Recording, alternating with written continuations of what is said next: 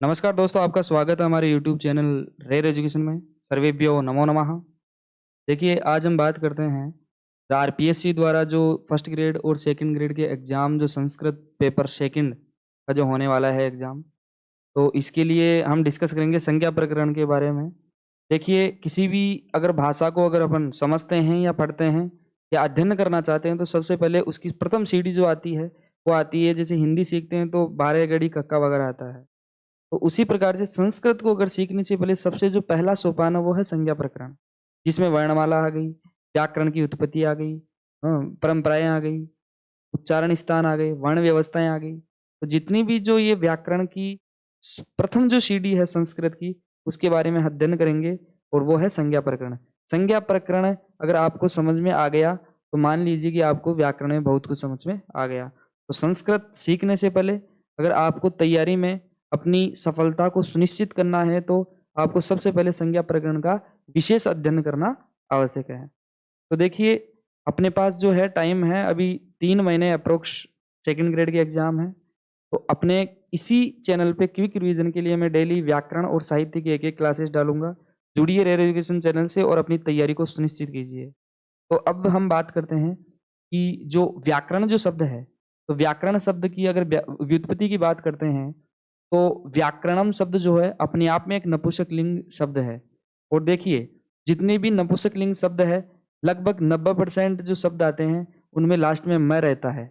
मैं रहने का रीजन ये है कि नपुंसक लिंग शब्दों में लास्ट में अम आदेश होके मैं, जैसे द्वार से द्वारम, विद्यालय से विद्यालयम, पत्र से पत्रम, इसी प्रकार से लास्ट में मैं रहता है। अब देखिए, व्युत्पत्ति की अगर बात करते हैं, वी आंग आ डुक्रे धातु क्री और ल्युट प्रत्यय करके यह शब्द बनता है।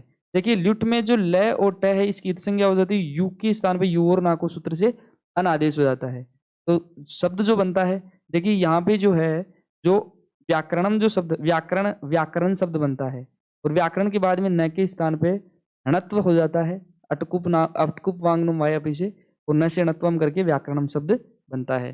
देखिए, व्याकरण शब्द की अगर अर्थ की बात करें तो व्याक्रियंते व्युत्पाद्यन्ते शब्दः अनेनिति व्याकरणम, कि जो ऐसा शास्त्र जिसमें शब्दों की उत्पत्ति होती है वही व्याकरण है। जिसमें साधु शब्दों की उत्पत्ति हो वह व्याकरण जो है, वह जो व्यवस्था है वो व्याकरण कहलाती है। ठीक है, आगे चलते हैं। अगर अन्य नाम की अगर बात करते हैं व्याकरण की तो शब्दानुशासनम। तो देखिए, शब्दानुशासनम संस्कृत भाषा परिष्कृत परमार्जिता और सुसंस्कृत भाषा होने के कारण इसको शब्दानुशासन भी कहते हैं। और अन्य अगर पतंजलि के बारे में बात करें तो पतंजलि महोदय ने जो त्रिमेनुमिन जो पतंजलि है, इन्होंने महाभाष्य लिखा है और महाभाष्य में व्याकरण की परिभाषा के ऊपर इन्होंने परिभाषा दी है कि मुखम व्याकरणम स्मृतम, कि जो वेद रूपी पुरुष है, वेद रूपी पुरुष का जो मुख है वो व्याकरण है। जिस प्रकार से मानव का जो शरीर है उसका मुख्य अंग जो होता है वो मुख होता है, उसी प्रकार से वेद रूपी जो पुरुष है उसका जो मुख है वो क्या है? व्याकरण है। तो सामान्यतः व्याकरण के बिना वेदों का अध्ययन नहीं कर सकते। देखिए, पतंजलि ने एक और जो है परिभाषा दी है, लक्ष्य लक्षणे संस्कृत व्याकरणम, लक्ष्य लक्षणे व्याकरणम। तो देखिए, लक्ष्य लक्षणे व्याकरणम में लक्ष्य जो है वो है शब्द ज्ञान। लक्ष्य का क्या अर्थ है? शब्दों का ज्ञान। व्याकरणिक शब्दों का ज्ञान है वो तो क्या है? हमारा लक्ष्य है। और लक्षण क्या है? लक्षण सूत्र नियम, ये जो जितने भी सूत्र नियम जो है वो आ गए लक्षण। और लक्ष्य क्या है? हमारा शब्दों का ज्ञान। देखिए, इसी प्रकार से एक होता है साधन और एक होता है साध्य। तो देखिए, जो साधन है ना वो तो सूत्र है और साध्य क्या है? हमारा लक्ष्य। साध्य हमारा लक्ष्य है। लक्ष्य क्या है? शब्दों का ज्ञान प्राप्त करना। तो इसी प्रकार से पतंजलि महोदय ने लक्ष्य लक्षणे व्याकरणम ये परिभाषा दी है और महाभाष्य में दूसरी परिभाषा दी है मुखम व्याकरणम स्मृतम। देखिए, आनंदवर्धन महोदय जो है उन्होंने ध्वन्यालोक में अपने शास्त्र में लिखा है कि प्रथमम ही विद्वांसो व्याकरण व्याकरण मूलत्वात् सर्व विद्यानाम। देखिए, सभी विधाओं में जो मूल तत्व जो है ना वो क्या है? व्याकरण। और देखिए, जो व्याकरण, अब यहाँ पे एक शब्द है वैयाकरण। देखिए, एक तो शब्द होता है व्याकरण, ठीक है, और एक जो दूसरा शब्द यहाँ पे है वैयाकरण। देखिए, व्याकरण और व्याकरण में डिफरेंस इतना सा है कि व्याकरण का सामान्यतः ग्रामर हो गया और जो व्याकरण को जानने वाला जो होता है उसको बोलते हैं वैयाकरण। तो इसी प्रकार से यहाँ पे बताया गया कि सर्व विद्यानाम मूल तत्व, सभी विद्याओं में जो मूल तत्व है वो क्या है, व्याकरण है। और प्रथम ही विद्वांसो वैयाकरण, जो व्याकरण को जो जानता है उसको क्या बोलते हैं, प्रथम ही विद्वान। प्रथम रूप में जो विद्वान है वो वैयाकरण कहलाता है, व्याकरण को जानने वाला कहलाता है। तो ये आनंदवर्धन ने ध्वन्यालोक शास्त्र में इन्होंने कहा है। तो ये जो डेफिनेशन है वो कई बार एग्जाम में डायरेक्ट पूछ लेती है। देखिए द्विविधम जो है वो क्या है, अपने संस्कृतम है, लौकिक साहित्य और वैदिक साहित्य, और एक लौकिक संस्कृतम और वैदिक संस्कृतम। लौकिक संस्कृतम जो वर्तमान में नव्य व्याकरण वगैरह जो भी चल रही है, लघु सिद्धांत कौमुदी, ये लौकिक संस्कृत में आती है।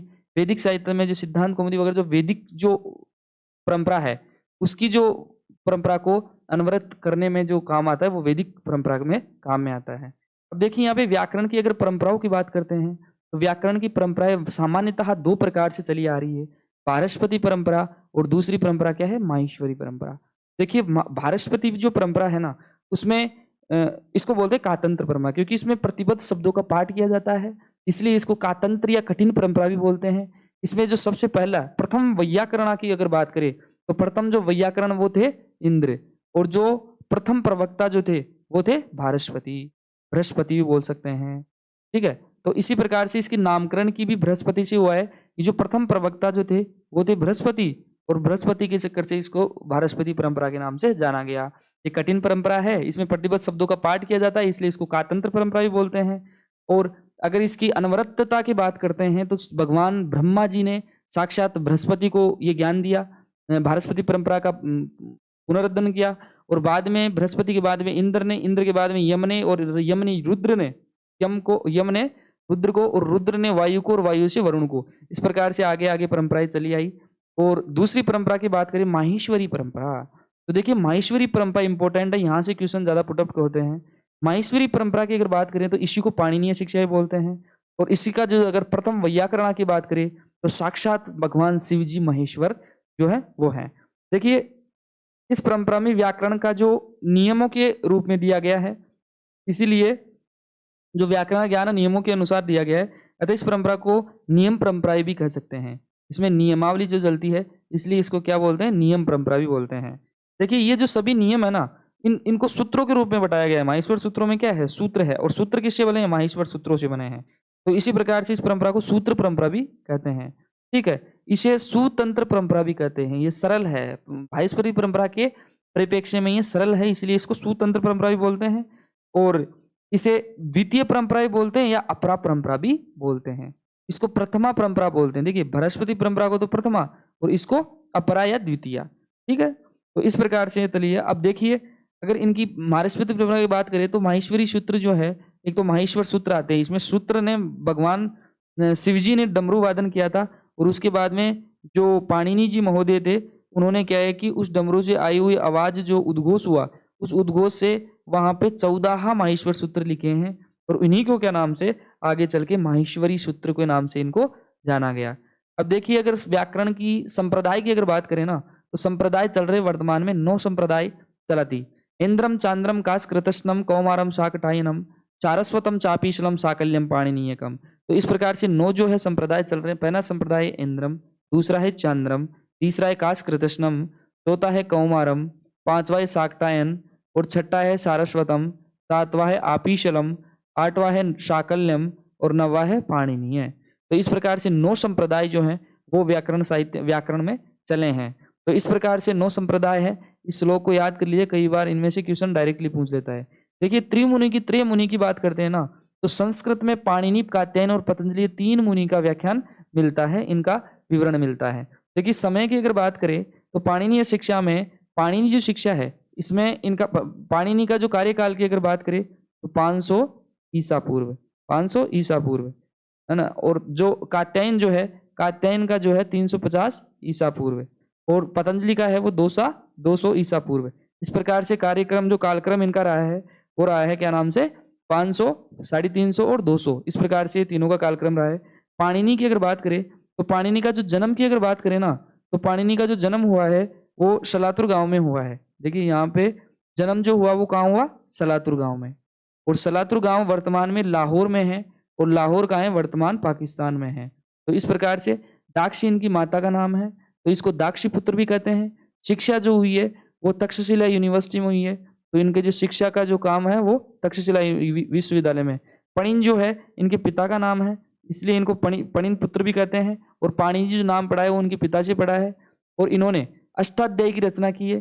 देखिए नाम से ही विदित हो रहा है कि इसमें 8 अध्याय है और इसमें 4, प्रत्येक पाद के 4 पाद है। इस प्रकार से उसमें 32 जो है वो पाद है।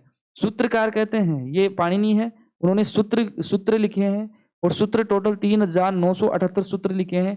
लगभग 4000 सूत्र इन्होंने लिखे हैं, इसलिए ये सूत्रकार कहलाते हैं। और अगर इनकी अष्टाध्यायी में प्रथम सूत्र की अगर बात करते हैं तो प्रथम सूत्र जो है वो है वृद्धिरादेश और सबसे लास्ट जो सूत्र है वो है ए। तो इसी प्रकार से ये दिया गया है। अब देखिए पाणिनि की अगर गुरु की बात करते हैं ना, तो गुरु कई पुस्तकों में इसके दे रखा है। इनके गुरु का नाम मिलता है वर्षाचार्य। क्या है? वर्षाचार्य, है ना। आचार्य वर्ष या उपवर्ष भी कह सकते हैं, कई पुस्तकों में मिलता है, तो ये जरा ध्यान रखिए। और देखिए इन्होंने ये जो इनका जो निवास स्थान रहा है ना वो शरावती नदी के उत्तर दिशा में रहा है। तो शरावती नदी के उत्तर दिशा में रहने के चक्कर से इनको उदीच्य व्याकरण भी कहते हैं। उदीच्य व्याकरण, ठीक है, उदीच्य व्याकरण। तो इसी प्रकार से इनका ये व्याख्यान पाणिनि है शिक्षा में मिलता है। अब देखिए पाणिनि ने संस्कृत को संस्कृत भाषा के रूप में स्थापित करने का जो महत्वपूर्ण कार्य किया है। इनकी व्याकरण जो संपूर्ण विषय पर आधारित है, इनकी व्याकरण को दुनिया की सबसे महत्वपूर्ण कंप्यूटरकृत व्याकरण माना जाता है, ठीक है। तो इस प्रकार से पाणिनि जी महोदय रहे हैं, ऋषि जी रहे हैं। इस प्रकार से इन्होंने लघु अष्टाध्यायी कौमुदी अष्टाध्यायी लिखी है, 3978 सूत्र लिखे हैं। अब आगे चलिए कात्यायन की अगर बात करते हैं तो कात्यायन जो महोदय हैं इनका जो कार्यकाल की अगर बात करें तो 350 बिफोर क्राइस्ट ईसा पूर्व माना गया है। और इन्होंने वार्तिकार लिखे हैं। इन्होंने क्या किया है कि 1500 सूत्रों पे लगभग 4 से 5000 सूत्र वार्तिक लिखे हैं। और सिद्धांत कौमुदी में 836 वार्तिकों का विवरण जो है मिलता है, ठीक है। और रहने वाले क्या कहाँ के थे? दक्षिण भारत के रहने वाले थे, ठीक है। तो इनका जो दूसरा अगर नाम मिलता है, देखिए कई बार एग्जाम में आ जाता है, इनका जो दूसरा नाम मिलता है वो मिलता है वर रुचि। कई बार ये त्रिमुनि से क्वेश्चन के लेता है, कौन से मुनि 3-4 नाम दे देगा, उसमें से दूसरा नाम लगा देगा। तो इसीलिए क्या है कि इनका ध्यान रखना है। एक इनका जो नाम मिलता है वो मिलता है श्रुतधर, ठीक है, श्रुतधर। तो इस प्रकार से इनके 2 नाम मिलेंगे, वर रुचि और श्रुतधर।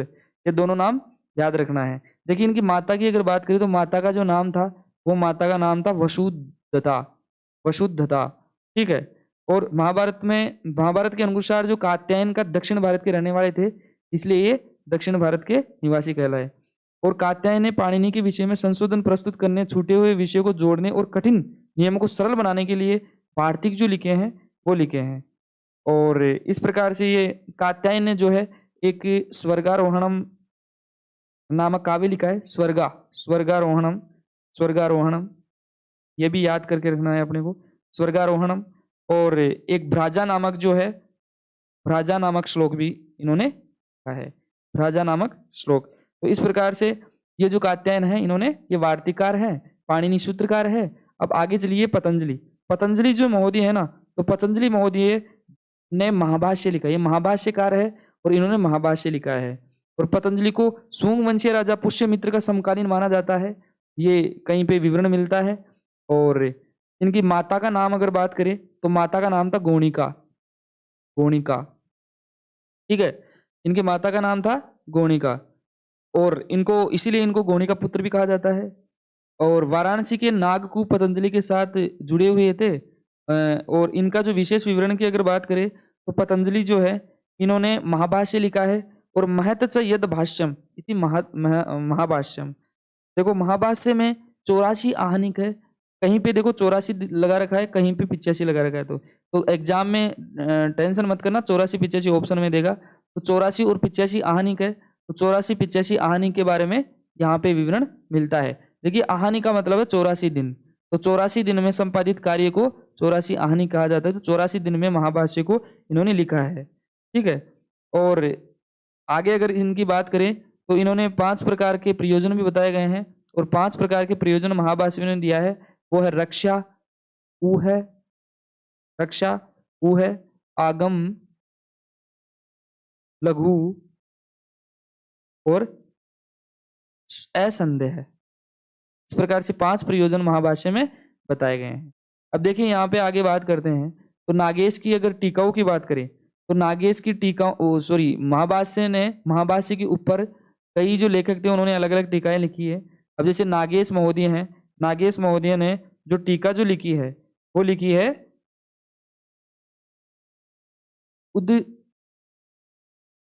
उद्योत टीका। कौन सी लिखी है? उद्योत टीका। केयट महोदय जो है इन्होंने लिखा है प्रदीप टीका। और भट्टोजी दीक्षित जो महोदय हैं शब्द कौस्तुभ्यम। इस प्रकार से इन्होंने महाभाष्य के ऊपर टीकाएं लिखी है। तो कई बार यहाँ से भी क्वेश्चन कर लेता है, इसलिए इनकी टीकाओं का ध्यान रखना है, कालक्रम का ध्यान रखने की कोई जरूरत नहीं है। डायरेक्ट ये ध्यान रखना है, एक तो पाणिनि, कात्यायन और पतंजलि में इनके जो विशेष ये जो नाम है कात्यायन के, वररुचि और श्रुतधर, ये याद रखना है और ये थोड़ा बहुत अपने को याद रखना है। अब आगे अगर बात करें तो आगे हैं माहेश्वर सूत्र। देखिए माहेश्वर सूत्र की अगर बात करते हैं तो माहेश्वर सूत्र संख्या में जो है वो 14 है। कितने हैं? 14 है। और माहेश्वर सूत्र जो है, देखो माना गया है कि माहेश्वर सूत्र जो है वो भगवान शिव ने डमरू वादन किया था और उसके बाद में जब उसी टाइम पे पाणिनि जो थे वहीं पे उपस्थित थे और उनके डमरू से उन्होंने जो आवाज सुनी उसके ऊपर ये 14 माहेश्वर सूत्र उन्होंने लिखा और उसी समय से उन्होंने व्याकरण की या माहेश्वर सूत्रों की रचना कर दी। तो देखो इनको सामान्यतः बोलते हैं महेश्वराद आगतानी महेश्वराणी। महेश्वराद आगतानी महेश्वराणी, ये जो महेश्वर के द्वारा जो आए हैं, महेश्वर से जो प्राप्त हुए हैं वो माहेश्वराणी कहलाते हैं। तो इसीलिए माहेश्वर सूत्र जो है वो इनसे लिया गया है। देखिए माहेश्वर सूत्र को देखिए शिव सूत्र जाल भी कहते हैं, शिव सूत्र जाल कहते हैं। माहेश्वर सूत्र को क्या बोलते हैं? शिव सूत्र जाल। क्या बोलते हैं? शिव सूत्र जाल। देखिए इनका एक और नाम मिलता है, एक मिलता है वर्ण समामनाय। वर्ण समामनाय। अब यहाँ पे जो समामनाय शब्द है ना, इसका अर्थ है वेद। तो वर्ण वेद भी बोल सकते हैं, वर्ण वेद भी बोल सकते हैं, ठीक है। अब शब्द वेद भी बोल सकते हैं, शब्द समामनाएं भी बोल सकते हैं। ये सारे जो है माहेश्वर सूत्रों के अपर नाम है, दूसरे नाम है। इन्हीं को माहेश्वर सूत्र कहते हैं, इन्हीं को शिव सूत्र जाल कहते हैं, इनको वर्ण वेद भी कहते हैं और शब्द वेद भी। इस प्रकार से ये होते हैं। और इनका अन्य भी नाम बोल सकते हैं, प्रत्याहार सूत्र भी बोल सकते हैं। क्या बोल सकते हैं? प्रत्याहार सूत्र। क्योंकि प्रत्याहार को निर्माण का जो कार्य संपादन होता है, वो सारा जो संपादन कार्य किससे होता है? माहेश्वर सूत्र से ही संभव होता है। इसलिए माहेश्वर सूत्र जो है वो वर्ण वेद, वर्ण समामनाय, शिव सूत्र जालम और प्रत्याहार सूत्रम और वर्ण वेद, ये जो है इसके माहेश्वर सूत्रों के अपर नाम है। अब देखिए आगे माहेश्वर सूत्रों की जो संख्या की बात करें तो माहेश्वर सूत्र संख्या में 14 है। और उसमें से इसमें से प्रथम जो 4 सूत्र है, ये जो 4 सूत्र है ये किसका है? अचस संबंधी है, ये स्वर संबंधी है और इनमें स्वरों का विधान किया गया है। तो शुरुआती जो 4 सूत्र है वो तो क्या है? स्वर। और आगे जो है बच्चे जो 10 सूत्र है ना, ये 10 सूत्र सारे क्या है? व्यंजन। ये क्या है? किसका है? ये व्यंजन वर्ण है। सारे जो है क्या है? व्यंजन वर्ण है। तो इसी प्रकार से माहेश्वर सूत्र के शुरुआती 4 और 10, इस प्रकार से ये 14 सूत्र हो जाते हैं। अब आगे चलिए, माहेश्वर सूत्रों के वर्णों के अगर क्रम की बात करते हैं ना, तो क्रम में सबसे पहले क्या है? अंतस्थ वर्ण। तो अंतस्थ वर्ण कौन से हैं? देखिए सबसे पहले माहेश्वर सूत्रों में स्वर आएंगे, स्वर के बाद में अंतस्थ वर्ण आएंगे। तो यहाँ पे ये जो है वो स्वर आ गए, स्वर के बाद में क्या है? यहाँ पे अंतस्थ वर्ण है, य व र ल, ठीक है, ये अंतस्थ वर्ण हो गए। अंतस्थ वर्ण के बाद में वर्ग का 5वां अक्षर यम गण नम, तो ये वर्ग का 5वां अक्षर हो गया, ठीक है। और झ भ य घ ध, ये क्या नाम से 4था अक्षर हो गया। और तीसरा अक्षर हो गया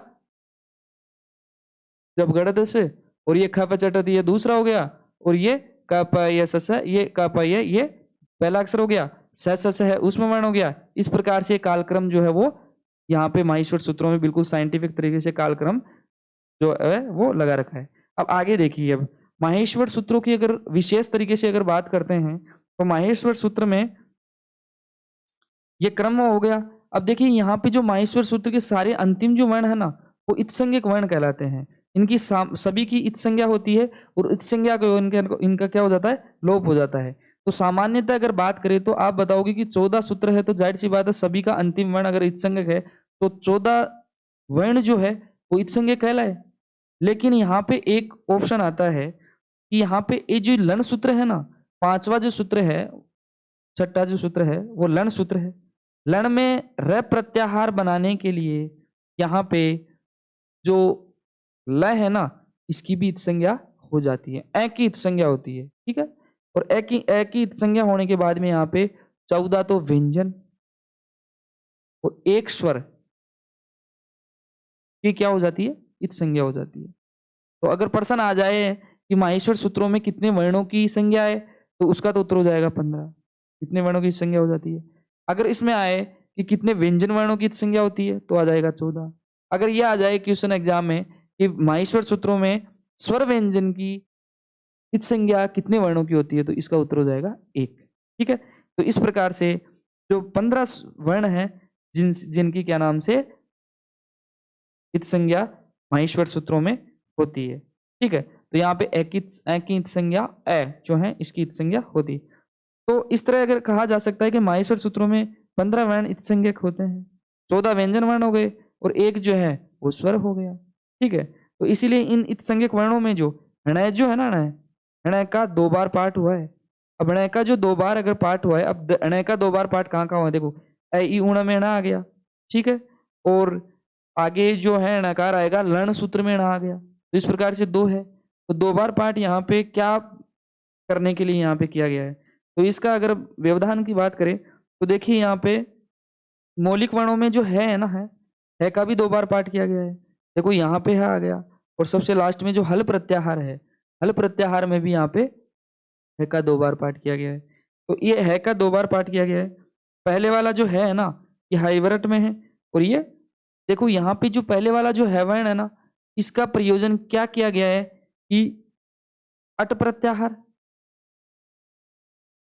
अस प्रत्याहार,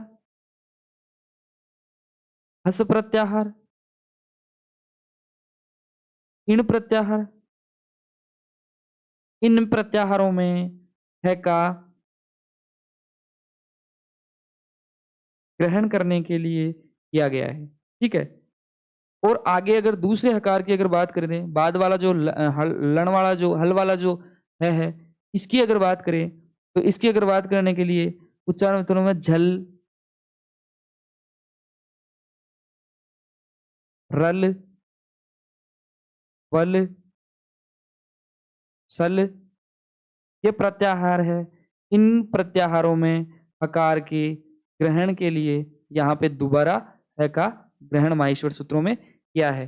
तो इस प्रकार से हकार जो है इसका 2 बार व्यवधान मतलब विवरण इसमें माहेश्वर सूत्रों में मिलता है। माहेश्वर सूत्रों में है या व इत्यादि वर्णों में स्थित आकार केवल उच्चारण के लिए होता है। अब देखिए इसमें व्यंजन वर्ण जो होता है ना, तो व्यंजन वर्णों में सब में ए है लास्ट में, तो ये ए केवल उच्चारण के लिए है, इसमें अलग से व्यवधान नहीं है, केवल उच्चारण के लिए है। इसलिए कहा गया है कि हकारादिशु, यहाँ पे लिखा हुआ होगा, देखिए ये लिखा हुआ है कि हकारादिशु अकार है उच्चारणार्थम, कि जो जितने भी व्यंजन वर्ण हैं, व्यंजन वर्णों में अंतिम जो ए है, इस ए का विवरण इसलिए दिया गया है कि व्यंजनों का सम्यक रूप से उच्चारणार्थम यहाँ पे विवरण दिया गया है। तो ये प्रश्न बनता है कि भाई जो व्यंजन माहेश्वर सूत्रों के जो व्यंजन वर्णों में अंतिम ए का प्रावधान क्यों किया गया है, तो इसका उत्तर हो जाएगा उच्चारणार्थम, सम्यक उच्चारणार्थम, ठीक है। तो आगे चलते हैं हम, देखिए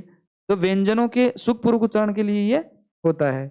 अब देखिए यहाँ पे माहेश्वर सूत्र जो है ना, इसमें ए ई उ इत्यादि स्वर निपात संज्ञक और प्रग्रह संज्ञक। देखिए यहाँ पे अपन बोल सकते हैं कि बीच बीच में कई व्यंजन वर्ण आएंगे, स्वर आएंगे जिनमें हम संधि भी कर सकते हैं। तो अगर संधि की बात करते हैं तो प्रग्रह संज्ञा जो है इसलिए है, प्रकृति भाव संज्ञा इसमें होती है। तो सभी माहेश्वर सूत्रों के वर्णों में प्रकृति भाव संज्ञा होगी।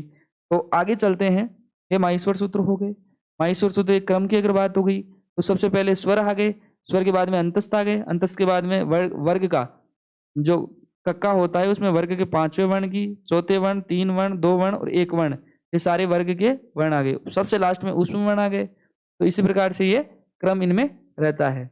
अब आगे चलिए, माहेश्वर सूत्रों के अलावा प्रत्याहार की बात करते हैं। देखिए प्रत्याहार बनाने के लिए अपने को माहेश्वर सूत्र कंठस्थ होने जरूरी है। अगर माहेश्वर सूत्र आपको लिख लिख के याद कीजिए, अगर माहेश्वर सूत्र याद नहीं है तो प्रत्याहार बनाना पॉसिबल नहीं है। तो सबसे पहले आदि रनतेन संहिता, ये प्रत्याहार विधायक सूत्र है और प्रत्याहार बनाने के लिए ये प्रुजोर ये सूत्र अपना काम करता है। तो देखिए आदिर मध्य का नाम देखो, आदिर अनत्यन संहिता, इसका अगर खंडन करते हैं, अनत्य है, इतास है, आदिर मध्य का नाम, स्वस्थ से संज्ञा साथ है, इसकी वृत्ति है। तो आदिर अनत्यन संहिता में आदि ही, अगर इसको सूत्र को तोड़ते हैं तो आदि ही अनत्यन सह हिता, सह हिता। तो यहाँ पे देखिए प्रारंभिक, आदि का मतलब होता है प्रारंभिक वर्ण, और प्रारंभिक वर्ण का मतलब होता है अंतिम वर्ण के अलावा सभी प्रारंभिक वर्ण माने जाएंगे यहाँ पे। तो अंतिम जो वर्ण है ना, इसके पूर्व में समस्त जो वर्ण है वो अंतिम वर्ण के अलावा सभी वर्ण प्रारंभिक वर्ण माने जाएंगे। और जो अनत्यन का मतलब होता है अंतिम वर्ण, ठीक है। तो ये जो अंतिम वर्ण है ना, ये क्या नाम से, अनत्यन मतलब अंतिम वर्ण। तो इस प्रकार से किसी भी प्रारंभिक वर्ण से लेकर अंतिम इत्संगिक वर्ण तक के वर्ण मिलकर प्रत्याहार जो है वो कहलाते हैं। अब देखो प्रत्याहारेषु इता न ग्रहणम, ठीक है। तो प्रत्याहारों में इता मतलब इत्संगिक वर्ण का ग्रहण जो है वो नहीं होता है। जैसे अपन कोई भी प्रत्याहार बनाते हैं, जैसे इक प्रत्याहार अपन ने बनाया, तो इक प्रत्याहार में ई उ री ली, ठीक है, ये चार वर्ण आ गए। अब इक प्रत्याहार में चार वर्ण में जो अपन ने माहेश्वर सूत्र में पढ़ा था कि ए ई उ री ली का भी आना चाहिए था, लेकिन जो इत्संज्ञक वर्ण है ना, इनका ग्रहण ये प्रत्याहार बनाने में नहीं होगा। परिभाषा अगर बात करें तो प्रत्याहरियंते संक्षिप्यंते हे वर्णाः अनेति प्रत्याहारा, की जो संक्षिप्तीकरण की जो प्रक्रिया है वो प्रत्याहार है, ठीक है। वर्णों का संक्षिप्तीकरण का मुख्य मुख्य काम जो है वो प्रत्याहार का संक्षिप्तीकरण करना है। तब देखिए मूल प्रत्याहार की बात, देखो मूल प्रत्याहार में प्रत्याहार बनाने की विधा आपको बता देता हूँ किस प्रकार से प्रत्याहार बनाना है। देखिए माहेश्वर सूत्र है, माहेश्वर सूत्र में ये जो वर्णमाला है आपको लिख के बढ़िया तरीके से याद करनी है। आपको कंठस्थ याद होनी चाहिए प्लस लिखा हुआ होना चाहिए, आपको लिखना आना चाहिए। देखिए यहाँ पे जैसे मान लो कि ऐसे अपन स्टार्ट करते हैं, अपने को बनाना है, ठीक है। जैसे एक अण प्रत्याहार बनाना है, ठीक है। क्या बनाना है, अण प्रत्याहार। अब अण प्रत्याहार में सबसे पहले ये जो ए है ना, इस ऐसे के नाम से इसमें ढूंढोगे ए कहाँ है, तो यहाँ पे ए आ गया, तो ए ई उ, ठीक है, ए ई उ आ गया। आगे क्या है, है तो इत्संज्ञक वर्ण आ गया, तो यहाँ से इसमें कितने वर्णों का ग्रहण होगा, तीन वर्णों का। कौन कौन से, ए ई उ, इस प्रकार से तीन वर्णों का ग्रहण हो गया। जैसे अपन कोई भी प्रत्याहार बना, जैसे इक प्रत्याहार बनाएंगे, तो इक प्रत्याहार में सबसे पहला वर्ण क्या है, इक प्रत्याहार में सबसे पहला वर्ण क्या है, ई, ठीक है। तो ई में से ई उ ण को छोड़ देंगे, री री का अंतिम इत्संज्ञक वर्ण आ गया, तो कहकर इतने वर्णों का ग्रहण होगा। तो इसी प्रकार से प्रत्याहार आपको बनाने हैं। अब आगे चलते हैं, प्रत्याहार की अपन ने व्यवस्थाएं देख ही ली। प्रत्याहार में पूर्व वर्ण और अंतिम वर्ण इत्संज्ञ को छोड़कर, जहां पे इत्संज्ञक वर्ण आ रहा है वहां से छोड़कर प्रत्याहार निर्माण करना है। अब देखो मुख्य प्रत्याहार की बात करें तो मूल स्वर जो है ना वो किस किस में आएंगे, अक प्रत्याहार में आएंगे। अब यहाँ पे मैंने क्या लिखा, मूल स्वर, और आगे क्या लिखा, अक। तो अक प्रत्याहार में कौन कौन से आएंगे मैं आपको बता देता हूँ, ए ई उ री ली ए ओ ऐ औ, क्या आ गए। अब देखिए ये संख्या में क्या है, 9 है, 2 3 4 5 6 7 8 9, ठीक है। तो संख्या में ये,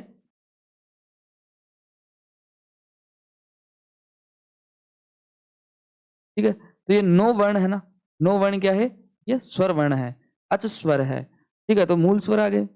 अक प्रत्याहार की बात कर रहे हैं तो अक प्रत्याहार में ए ई उ री ली, ये मूल स्वर है, और ये पूर्ण पूरे स्वर है, अच, अच मतलब पूरे स्वर, संपूर्ण स्वर, ये मूल स्वर है। मूल स्वर का मतलब होता है कि जिसमें जो व्यंजन वो स्वर है, स्वर में मूल स्वर का मतलब ये है कि जो वर्ण है ना वो पूरा अपने आप में स्वतंत्र है, ठीक है। इसमें कोई दूसरा वर्ण का वो नहीं है। आगे देखो मूल स्वर के बाद में संयुक्त संयुक्त स्वर है, संयुक्त स्वर आ जाएंगे एच में। अब यहाँ पे एच प्रत्याहार है तो एच से माहेश्वर सूत्रों में कहा एच है वो ढूंढिए और वो वहां से स्टार्ट कीजिए। देखो ए औच,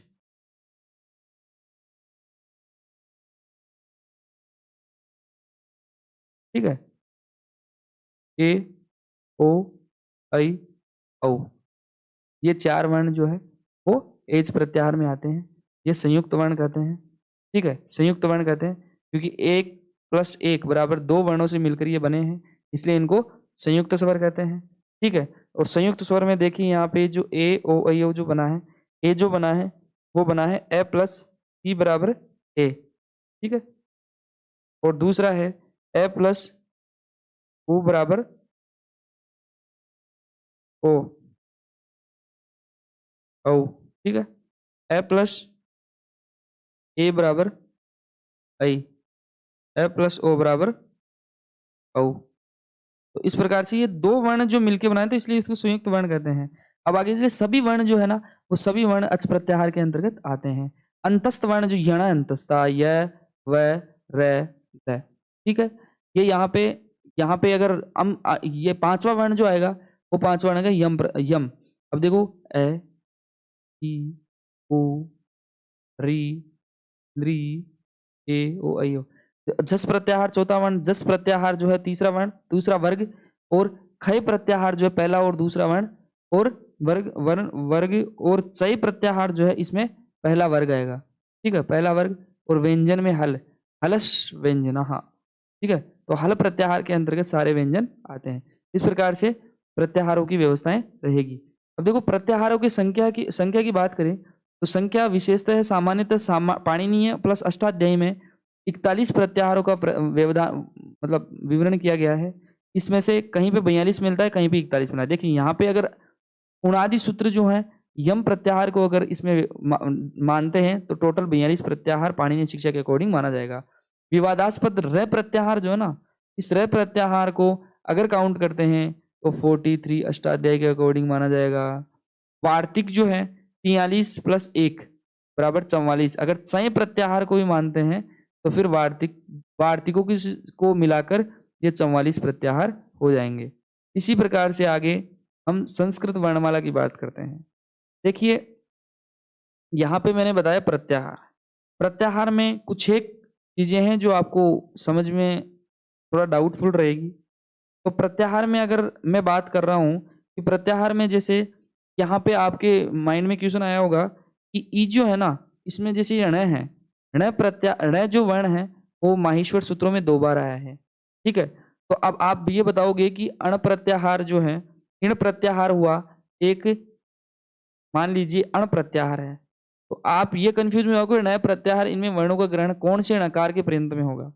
तो देखिए हमेशा ध्यान रखना कि एक सूत्र आता है अणुदित स्वर्णस्य चाप प्रत्यय, अणुदित स्वर्णस्य चाप प्रत्यय, वर्णस्य चा प्रत्यय है।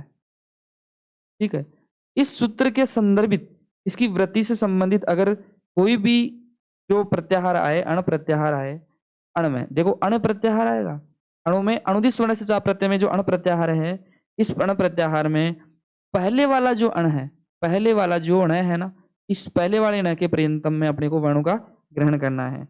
ठीक है,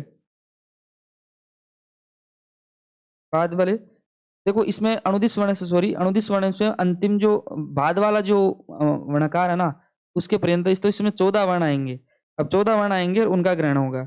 उपयुक्त सभी जो सूत्र है ना, कहीं पे भी कोई सी भी सूत्र में ये जो प्रत्याहार है अण प्रत्याहार, सभी में पूर्व णकार के पर्यंत वर्णों का ग्रहण करना है। ठीक है, अब आगे चलिए, देखिए ये सीधी सी बात है, णकार का 2 बार पाठ हो रहा है, नकार का 2 बार पाठ हो रहा है, तो अगर अणुदित स्वर्ण से चाप प्रत्यय के संदर्भित आए तो अंतिम नकार तक ग्रहण करना है, और अणुदित स्वर्ण से चाप प्रत्यय के अलावा कोई भी आए तो उसमें पूर्व नकार तक का ग्रहण सब वर्णों का करना है।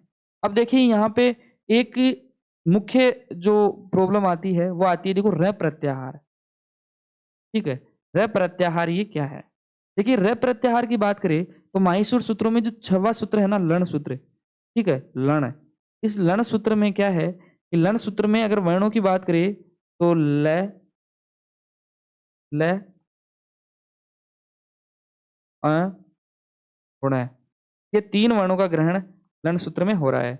और ल के बाद स्थित अनुनासिक जो इत है ना, ये अ है, इस अ की जो है इत संज्ञा यहाँ पे होती है, इसलिए इत संज्ञा को मुख्य प्रयोजन जो है ना र प्रत्याहार बनाना है। तो इसलिए र प्रत्याहार बनाते समय जो हय वरट सूत्र के र से लेके हेयवरट जो सूत्र है ना, हेयवरट सूत्र अपन पढ़ के आए हैं, जहां से र से लेके और लण सूत्र के ए तक, ठीक है, लण सूत्र का जैसे हो गया तो ए तक वर्णों का ग्रहण होगा। अर्थात जो र प्रत्यय है ना, र प्रत्याहार है, र प्रत्याहार में र ल इन दोनों वर्णों का क्या होगा, ग्रहण होगा। ठीक है, तो सीधी सी बात यह है कि यहाँ पे जो हयवरट में जो र से अगर प्रारंभ करेंगे वो प्रत्याहार बनाने के लिए, तो एक तो हो गया र, आगे क्या है हयवरट लण ल में ल, आगे यह है ये इसकी संज्ञा होगी, तो र और ल ये दो वर्णों का ग्रहण र प्रत्याहार में होगा। अब आगे चलिए, यहाँ पे देखो, यहाँ पे एक शंका होती है कि माहेश्वर सूत्रों में इस संज्ञा का 2 बार पाठ किया गया, जो मैंने अभी बता दिया है। तो इसके लिए सीधी बात यह है कि अनुदित स्वर्ण से क्या, जो संदर्भित अगर प्रत्याहार है तो पूरे 14 वर्णों का ग्रहण करना है अंतिम णकार तक, दूसरे वाले लास्ट वाले अंतिम णकार तक, और अन्य सभी जगह के नाम से पूर्व णकार तक का ग्रहण वर्णों का करना है। ठीक है, तो सीधी सी बात यह है प्रत्याहार जो है ये कंप्लीट हो चुके हैं, प्रत्याहार बनाना अब सीख लिया। अब देखिए संस्कृत वर्णमाला की अगर बात करें, तो संस्कृत वर्णमाला की बात करें तो टोटल संस्कृत वर्णमाला में वर्णों की संख्या 42 है। देखिए स्वर जो है इनकी संख्या क्या है 9, और व्यंजनों की संख्या क्या है 33। आगे चल के इनका अपन डिवाइडेशन करके देखेंगे कि किस प्रकार से संस्कृत वर्णमाला का प्रावधान संस्कृत व्याकरण शास्त्र में किया गया है। माहेश्वर सूत्र के आधार पर वर्णमाला जो है ना, वो स्वर और व्यंजन 2 प्रकार से डिवाइडेशन किया गया है। स्वर जो है ना, स्वर जो है वो अगर स्वरों की अगर परिभाषा की बात करें तो स्वयं राजन्ते या राजन्ते स्वयं राजन्ते इति स्वरा, कि अपने आप में स्वयं अपने किसी देखो स्वर का मतलब ये होता है कि वे अपने आप में राजा है। कैसे हैं कि इनको दूसरे वर्ण की उच्चारण करने के लिए या लिखने के लिए दूसरे वर्ण की आवश्यकता नहीं होती है, तो अपने आप में ये स्वतंत्र है। ठीक है, स्वतंत्र रूप से बोले जाने वाले वर्णों को स्वर कहा जाता है। ठीक है, अर्थात स्वर वर्णों के उच्चारण में अन्य किसी वर्ण की आवश्यकता होती ही नहीं है ना। तो ये स्वर 9 है सामान्यतः है। अब 9 है तो इन स्वरों के लिए अच प्रत्याहार का प्रयोग किया जाता है, अच स्वराहा। ठीक है, तो ये इस प्रकार से ये स्वर जो है वो है। व्यंजन की अगर बात करते हैं तो यहाँ पे देखो व्यंजन 33 वर्ण बताए गए हैं व्यंजन, और स्पर्शा उदित वर्ण 25 वर्ण, तो कु चू टू तू पू इति उदिताहा, ये 5 वर्ण हैं, इसमें 25 वर्ण तो ये हो गए। आगे चलिए उष्म वर्ण ये 4 स हैं जो है उष्म वर्ण हो गए। अंतस्थ वर्ण यण अंतस्तः या वरल ये अंतस्थ वर्ण हो गए 4। तो इस प्रकार से ये अपन व्यंजन वर्णों में पढ़ेंगे। अब देखिए अगर स्वर की अगर बात करें तो स्वर में अचस्वरा हो गए। अचस्वरा में ये जो 5 वर्ण है उनको तो बोलते हैं मूल स्वर। क्या बोलते हैं? मूल स्वर। ठीक है, और इनको बोलते हैं संयुक्त स्वर। अब देखो मूल स्वर और संयुक्त स्वर का क्या कॉन्सेप्ट है मैं आपको बता देता हूँ कि जो मूल स्वर है, मूल स्वर की बात करें तो इनके अंदर जो भी ए ई उ और री है, इनमें 2 वर्णों का विवरण नहीं मिलता, केवल संयुक्त अपने आप में ये स्वतंत्र है और केवल एक वर्ण में ही ये उच्चारित होते हैं, इसलिए इनको संयुक्त मूल स्वर कहते हैं। ये मूल स्वर है। दूसरी बात, ये संयुक्त स्वर इसलिए बोलते हैं कि इनमें 2 स्वरों का विवरण मिलता है। जैसे ए जे है, ए जो बना है वो ए प्लस ई बराबर ए। ठीक है, जैसे ओ बना है वो बना है ए प्लस उ बराबर ओ। ठीक है, ए प्लस ए बराबर ए आई और ए प्लस ओ बराबर औ। तो इसी प्रकार से 2 वर्णों का यहाँ पे बताया गया है, इसीलिए क्या नाम से इनको संयुक्त स्वर भी कहते हैं। और देखिए ये आगे, अब देखिए आगे अगर बात करें तो स्पर्श वर्ण में कु चू टू तू पू जो है इनका सिस्टम दिया गया है। तो यहाँ पे कु चू टू तू पू, देखो यहाँ पे एक और आएगी प फ प फ मैं। ठीक है, तो ऐसे करके ये 5 प्रकार के ये उदित वर्ण कहलाते हैं। इनको वर्गीय वर्ण भी बोलते हैं। ठीक है, इनको वर्गीय वर्ण भी बोलते हैं और उदित वर्ण भी बोलते हैं, और सामान्यतः इनको ये अवर्गीय, इनको बोलते हैं अवर्गीय वर्ण और इनको बोलते हैं वर्गीय वर्ण। तो इस प्रकार से इनका प्रावधान संस्कृत व्याकरण शास्त्र के शब्द जो है वर्ण विचार व्यवस्था में किया गया है। अब अगर आगे हम बात करें तो ये अंतस्थ वर्ण हो गए। पाणिनि शिक्षा के अनुसार कुल वर्णों की अगर संख्या की बात करें तो देखिए 63 और 64 हैं, और 21 और 22 तो स्वर हैं और 42 शेष वर्ण होता है। देखिए यहाँ पे 21 और 22 में आपको कंफ्यूजन हो रहा होगा, या तो 21 ही है 22 ही है, तो ये क्या लोचा है, तो ये आगे हम अपन बात करेंगे। तो इसके लिए सामान्यतः ये है कि अगर स्वर है तो 21-22 बता रहे, तो ए ई उ और री, ये जो चार है ना, ये ह्रस्व दीर्घ प्लुत तीनों में ये होते हैं। तो 4 × 3 बराबर 12 है, 12 तो ये हो गए। देखिए री जो है ना, री, इसका जो है दीर्घ रूप नहीं होता है, दीर्घ रूप नहीं होता है, तो ये तो एक तो कट गया, ठीक है। ह्रस्व और प्लुत और केवल प्लुत, तो अगर आप केवल ह्रस्व मानते हो तो एक हो गया, और अगर ह्रस्व और प्लुत दोनों मानते हो तो दो आ गया। तो ये थोड़ा कंफ्यूजन रहेगा यहाँ पे। ए ओ ऐ औ में दीर्घ और प्लुत दोनों होते हैं, इसमें ह्रस्व होता ही नहीं, पॉसिबल ही नहीं है, ह्रस्व कैसे होगा। तो इसलिए यहाँ पे 8 वाणी हो गए, 12 वाणी हो गए, ठीक है, 20, और ये 21 और 22 यहाँ पे, इसलिए 21/22 लिखा जाता है। अगर मानते हैं तो 22, और अगर नहीं मानते हैं, केवल प्लुत मानते हैं, तो फिर 21 वर्ण माने जाएंगे। अब देखिए शेष वर्ण की बात करते हैं कि शेष वर्णों की व्यवस्थाएं व्याकरण शास्त्र में क्या लिखी गई है। तो देखिए यहाँ पे अगर काउंटिंग करें तो सर्वप्रथम तो 42 वर्ण में 25 कुछ टूतु पे उदित वर्ण स्पर्श वर्ण जो है वो आ गए। चार जो है वो ऊष्म वर्ण है, ठीक है, और 4 जो अंतस्थ वर्ण है। अब देखिए यहाँ पे ये तो आगे स्वर। अब ये कि यम अनुस्वार विसर्ग जीवामूल्य उपदमानी और दू स्पष्ट, इनको बोलते अयोगवाहा, ठीक है। यद अयुक्ताः वहन्ति अनुपदिष्टास्य श्रूयन्ते तद अयोगवाहा। संस्कृत वर्णमालायां ये जो वर्णाः सन्ति, अयोगवाहा वर्णाः सन्ति, ये सर्वे ऐसे वर्ण या चिन्ह जिनका उल्लेख माहेश्वर सूत्रों में नहीं किया जाता है, लेकिन व्यवहार में इनका प्रयोग जो है वो होता है, देखा जाता है, कोई अयोगवाह है। तो देखिए अयोगवाह का जो माहेश्वर सूत्र में उपदेश तो नहीं किया गया, फिर भी सुनाई देते हैं, ऐसे शब्दों को अयोगवाह ही कहते हैं। तो देखिए महाभाष्य के अनुसार इन अयोगवाह की संख्या वैसे 6 हैं, महाभाष्य के अनुसार क्या है, 6 हैं। और अनुस्वार विसर्ग जीवा मूल्यो उपदमानिया नासिक किया, ये टोटल क्या है, ये अयोगवाह है। अब देखिए यहाँ पे ये सबसे पहले क्या है कि यम वर्ण दे रखा है। अब देखिए यम वर्ण की अगर बात करें तो यम वर्ण के सिस्टम में यहाँ पे दे रखा है कि जो यम वर्ण जो होते हैं ना सर, यम वर्ण टोटल संख्या में 4 वर्ण हैं, और 4 वर्ण में से कौन कौन से हैं, देखो वर्णों के प्रारंभिक 4 वर्णों की आवृत्ति में दूसरे वाले रूप को यम कहा जाता है, ठीक है। यदि आगे किसी भी वर्ण का पंचम वर्ण हो तो क्या नाम से वो बीच वाला क्या रहेगा, यम कहलाएगा। अब देखिए इसका सामान्यतः हम इसकी चर्चा करें, यम जो है, तो जैसे मान लीजिए यहाँ पे अगग्नि है, अगगनि, ठीक है। तो यहाँ पे क्या है, मैंने क्या बोला अभी कि यहाँ पे ये तो हो गया 3, ठीक है, ये तीसरा वर्ण हो गया, ये 5वां वर्ण हो गया, और ये जो बीच वाला है ना, ये क्या कहलाएगा, ये यम वर्ण कहलाएगा। क्यों कहलाएगा, तो मैंने क्या बोला कि जो यम वर्ण वही कहलाएगा जिससे पहले वर्ग का पहला दूसरा, वर्ग का पहला दूसरा तीसरा चौथा, ठीक है, बराबर वर्ग का पहला दूसरा तीसरा और चौथा ये वर्ण है, वर्ग का पहला दूसरा तीसरा चौथा बराबर आगे 5 है, ठीक है, 5वां वर्ण है। तो ये व्यवस्थाएं होगी, तो ये जो है ना बीच वाले, ये क्या होगा, यम वर्ण कहलाएगा। तो यहाँ पे क्या है, देखो पहले क्या है, ये तीसरा वर्ण मिल गया, आगे क्या है, ये तीसरा वर्ण मिल गया, आगे क्या है, 5वां वर्ण मिल गया, तो बीच वाला क्या रहेगा, यम वर्ण रहेगा।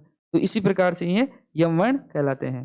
देखिए आगे चलिए अनुस्वार की बात करें, तो अनुस्वार जो है वो संख्या में क्या है, केवल 1 है, और संख्या में 1 होने के लिए जो है अनुस्वार, जैसे मान लीजिए कि ये ए है, ए के ऊपर जो अनुस्वार लगा हुआ है इसी को अनुस्वार कहते हैं, और इसमें ये अनुस्वार जो है स्वर के बाद ही संभव है। इस अनुस्वार का जो उच्चारण है ना नासिका के द्वारा किया जाता है, ठीक है। और आगे चलिए विसर्ग जो है, विसर्ग जो है यहाँ ए जो है ना, ए है, इसमें विसर्ग लगाया मैंने, इस चिन्हों को विसर्ग कहा जाता है। विसर्ग को विसर्जनीय भी कहा जा सकता है, या कहते हैं व्याकरण शास्त्र की भाषा में। विसर्ग भी स्वर के बाद ही संभव है ना, तो इसीलिए इस प्रकार से विसर्ग। जीवा मूल्य की अगर बात करें तो जीवा मूल्य जो है वो क या ख, क या ख से पहले स्थित अर्ध विसर्ग को जीवा मूल्य कहा जाता है। जैसे यहाँ पे मैंने लिखा बालक है क्रीडति, बालक है क्रीडति, तो यहाँ पे जो है मैंने जीवा मूल्य ये लगा दिया। तो यहाँ पे आगे क्या है, क है, तो यहाँ पे क है, तो यहाँ पे क्या होगा, यहाँ पे जीवा मूल्य जो चिन्ह है इसका प्रयोग यहाँ पे किया जाएगा।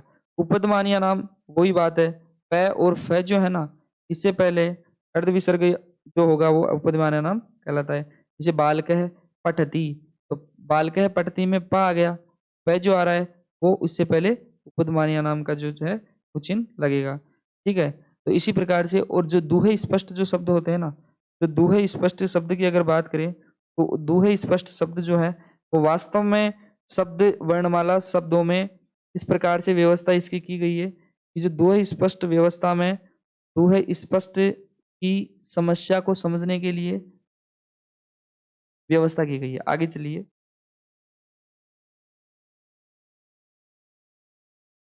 अब देखिए आगे अगर बात करें वर्ण व्यवस्था में अनुस्वार, देखिए अनुस्वार जो है वो इसको बोलते हैं विसर्ग लग ही गया, अर्ध विसर्ग आ ही गया। अब देखिए जीवा मूल्य उपपदमानीय नाम बालकः क्रीडित, यहाँ पे का आ गया, यहाँ पे ख आ गया, तो इसलिए इसको जीवा मूल्य बोलते हैं।